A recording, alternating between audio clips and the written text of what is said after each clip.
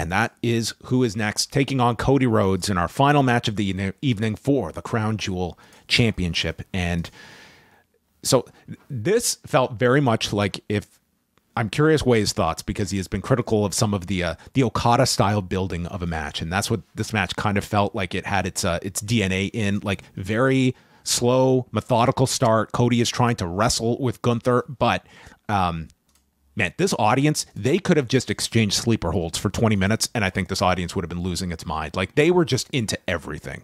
And it gave you like this big match type of feel. And it was like they knew they had this crowd from the second this bell rang. And it's just simple stuff. Like, Cody goes for a bionic elbow. It's stopped with this giant chop, and everyone gasps. And Cody gets his back driven into the apron. So he's selling the back throughout most of the match. Then the crowd starts singing Olay, as Cole notes they're clearly trying to egg on Gunther by reminding him of his last loss, which was to Sami Zayn back in at WrestleMania in April. So then he starts working on the arm of Cody. Again, like, this is just very slow build for what was going to be kind of the final stretch.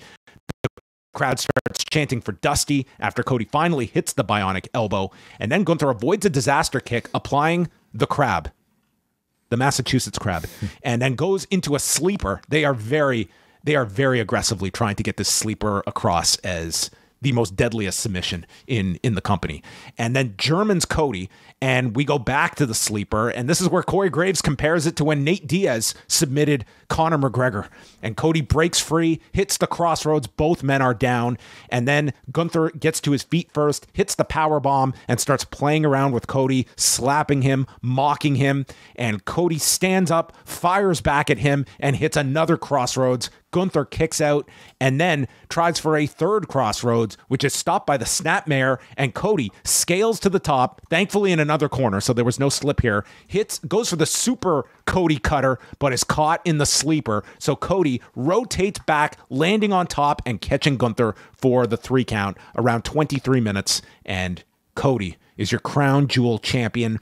And Gunther goes up to Cody, shakes the man's hand while also appearing to give him a lecture.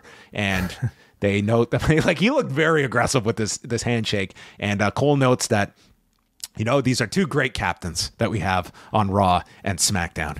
And then we have Levesque in with various Saudi officials and Liv Morgan too, as they all pose with their 5,000-pound championships. And we got about $5 million of pyro going off in the background as we complete the company's most lucrative day of the year, coupled only by the other day of the year that they run in Saudi Arabia. Yeah, and that's a fact. Yeah, nothing like a $50 million day. That's always a nice gross.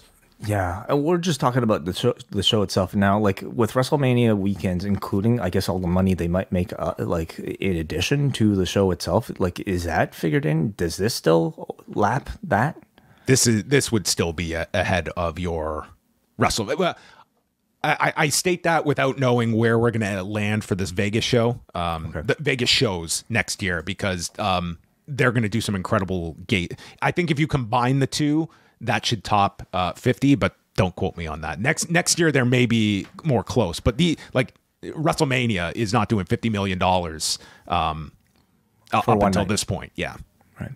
Yeah, the match itself, it was, so you asked me, okay, like, I'm critical of the Okada slow pace, main event types of matches. Did I feel the same way about this one?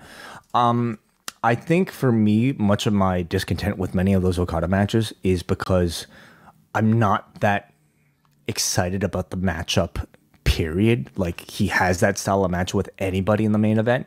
This, to me, I think they did a much better job of building to make you feel like it was special. For all we can say about, like, these sort of champion versus champion gimmicks of the past, I think they did a great job this year around to make this feel like it was something significant, that despite maybe how we might feel about the, this giant gaudy championship or the ring, they did still make this, like, the bragging rights, for lack of a better word, of this particular match feel significant. They created what felt like a really personal rivalry between the two through some excellent, promo segments. And I think that accounts for a whole lot. And when you have the type of reaction that you got tonight, a slow pace is a good way to go, you know, like it lets the crowd take center stage and lets them provide the content of the match and the entertainment value of the match. And I thought they did that to a really strong degree up until the wave and up until maybe some of these other chants. There was even a point where I think, certainly if you ask me, maybe even if you ask portions of this crowd, where I think they went too slow. And there were signs for them to ramp this up to, you know, a higher degree that they kind of started to do, but maybe, you know, this match still it got to the point where I would classify it as like being too slow. And by the time that they got to the finish, I thought they delivered some really, really strong near falls, but it was like a step short from, I think, the best Gunther matches we've seen. Was it at the level of like the best Cody matches we've seen? I would classify this as like a similar type of like match to like maybe the Reigns match at WrestleMania, without the run-ins, much cleaner.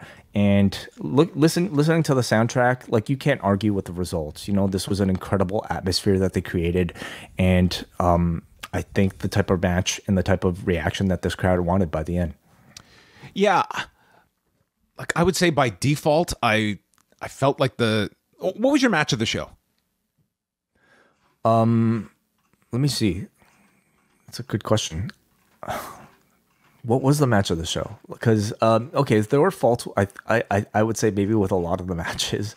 The Bloodline match was not a great in-ring match. Reed versus Rollins was good, but maybe like not at such a great level. I didn't think anything achieved great on this show. Like yeah. I would lean towards Cody and Gunther because I do feel like the audience did make this feel like a big match. They worked it like a a competitive champion versus champion type of match, but I didn't feel this was anywhere near the level that it could be.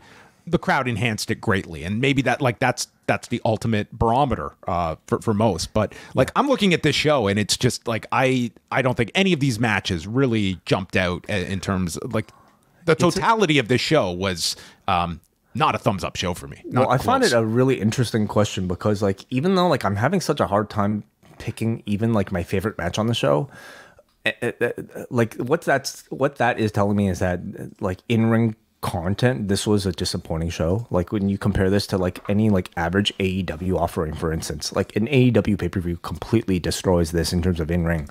But was I dissatisfied with the show?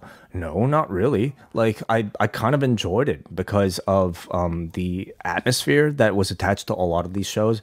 I think like most of the matches gave you like good, like significant storyline like results or just like, you know, narrative, like I think advancement, you know, in the form of like Sami Zayn now being fully attached into this Bloodline story. You have, I guess, you know, like results in both of these Crown Jewel championship matches. Big stunt with like, you know, what is it? Owens and Orton. So like I felt like I saw a satisfying pay-per-view, but in terms of in-ring content, definitely on the lower end of any modern WWE offering. If you like this video, consider joining our Patreon, the Post Wrestling Cafe. Multiple bonus podcasts every week, ad-free shows, and access to our full archive. Otherwise, a like and subscribe is much appreciated. Thank you for watching.